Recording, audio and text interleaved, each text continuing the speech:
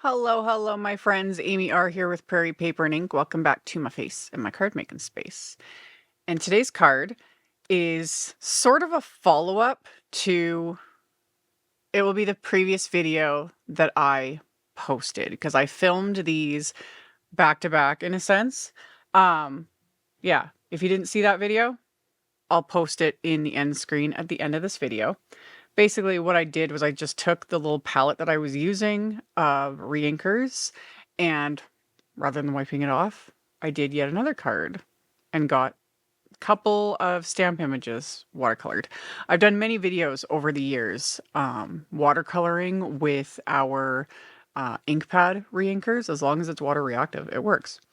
It's fun. So, everything I used will be listed and linked in the description box below the video.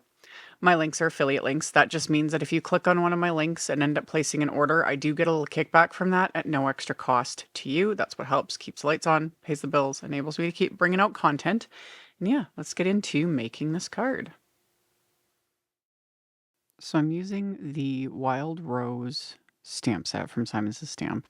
I did a video using this a few weeks ago. I'll have that linked in the end screen as well. My sense of time is just whatever. But in the previous one I did, I think it was like really soft blue watercoloring. This time we are going to go vibrant. So I have a piece of Canson XL watercolor paper in my MISTI. And I wanted to stamp both images at the same time, and they didn't quite fit on here. And while that bothers me a bit, I also went into this knowing I was going to die cut these images, and I was going to be cutting off some of the edges anyway to fit on an A2 card front. So I told myself to suck it up, cupcake. Didn't need to grab a bigger piece of watercolor paper. Everything will be okay. Sometimes you just gotta, give yourself a little pep talk and you're good. So anywho, I used the anti-static powder tool. I stamped the floral images from the set onto the watercolor paper with VersaFine Clair Nocturne ink, and then heat emboss them with clear embossing powder. As always, you don't have to heat emboss before watercoloring. The reason I do it is it gives those raised edges, and I like all those raised edges because it keeps things a little more contained, so I don't have to be so slow or just precise. Plus, when I use like just regular clear embossing powder, it gives that shiny finish as well, and that just adds to it. So I'll have links to all the colors I used. Here's my little palette that I used in the previous video. And I'd even done a dud project before that kind of started this whole thing. That one will never see the light of day because it never got filmed. But I had like all this color on this palette. And the funny thing is when I started, I only put about 2 drops max of each reinker onto this little plastic palette. And I did that previous card where I painted just rainbow stripes, really, really simple.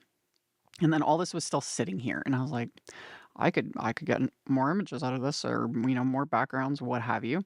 So that's what I did. And just water. It's simple. These reinkers have been watered down more than once now with everything, because that is the absolute number one thing you have to remember when it comes to using our ink pad reinkers. And again, they need to be water reactive, which a lot of the brands now are. So distress reinkers will work.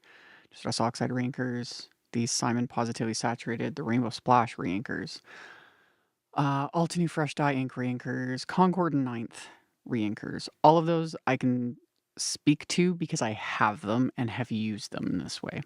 I'm sure there's a bunch of other brands out there that it also will work. You just have to test it.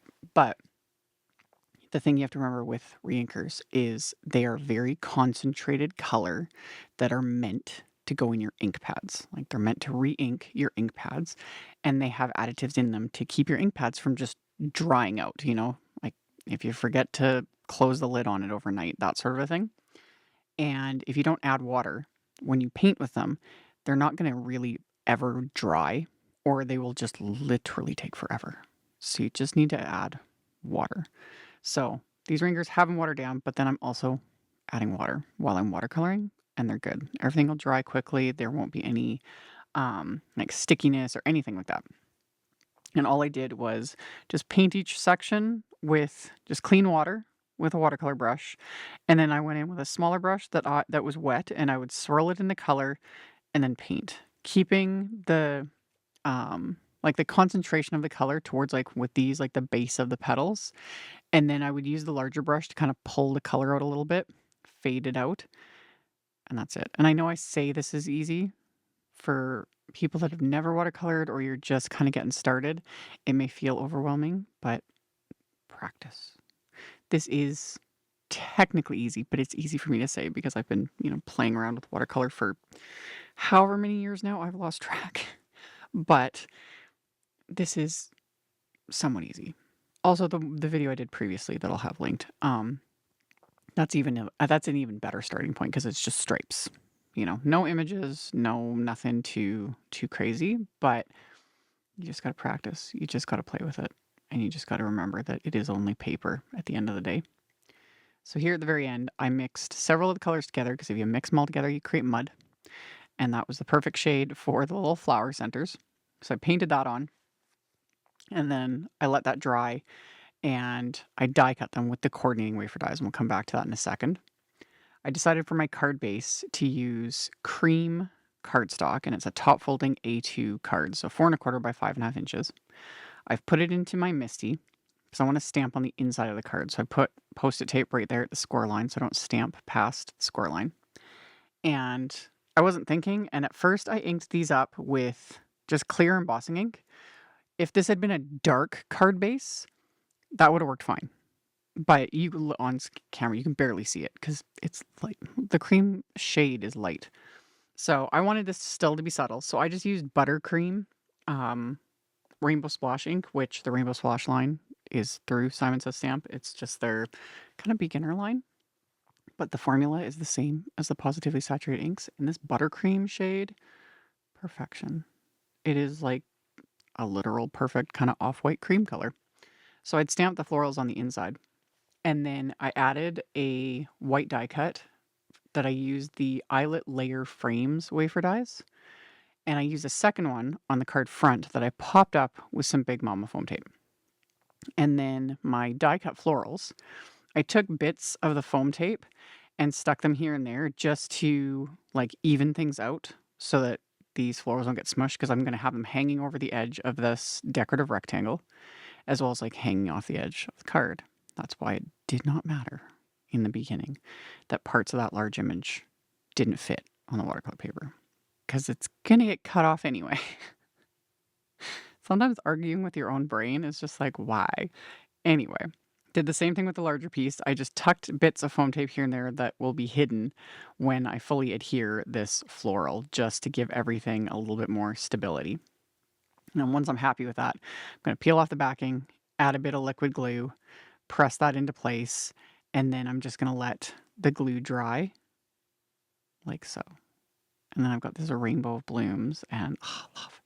So when it was dry, I just flipped over the card and trimmed off the bits hanging off the edges. So we've got all that. And then of course I'm going to add a bit of splatter because I can't help myself. So I'm going to use the Positively Perfect white splatter medium and then the black. And as always, you got to stir these up. All that pigment settles to the bottom of these jars. I do not recommend shaking these things. Trust me. Just trust me. If you shake them, the liquid gets up into the threads and I have sealed the jars shut more than once. Not because I shake them anymore, but I end up dropping them with the lids on, thankfully. But I much prefer and recommend just stirring these, whether you have the little silicone spatula that I use or just a palette knife, just something small. Thing to remember with the black, it will stain. Just whatever you use to stir it with, it will stain. This stuff is crazy pigmented. So I added my splatter with my little fan brush and put the lid back on the block, cleaned everything off because that one I try to be extremely wary of. Y'all will know if I manage to knock that thing over and spill it everywhere. Anyway, I let the splatter dry, and I had white heat embossed this little Love You sentiment from that same Wild Rose set. I had white heat embossed it onto a scrap of black cardstock, and then I used a coordinating wafer die to die cut it, and die cut a couple more scraps with it. I adhered one scrap behind the sentiment. And then the second one, you saw I trimmed it down. This is just going to even everything out because it's going to layer over top of the die cut florals. So that evened everything out, so I don't need to use any foam tape or anything, and that's just going to get adhered into place. And I decided to leave it at that. I'm not going to add any bling. I just wanted like the colors to just take center stage because they really made me happy. I especially love that crocus color I used on that bottom right flower. How that one reacts with water, I need to revisit that because it is super pretty. So, as always, everything I used will be listed and linked in the description box below, and I will link to those other videos and whatnot that I mentioned in the end screen. Thank you all so very much for hanging out with me, for thumbs upping, commenting, subscribe if you haven't. I'd love to have you, and I will see you all very soon in the next video. Bye!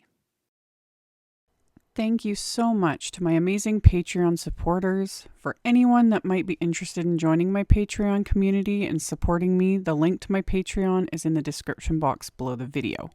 For everyone else, as always, thank you all so much for taking the time to watch my videos, for thumbs upping, commenting, subscribe if you haven't, I'd love to have you. And here's a couple other videos for you to check out in case you missed them. Bye!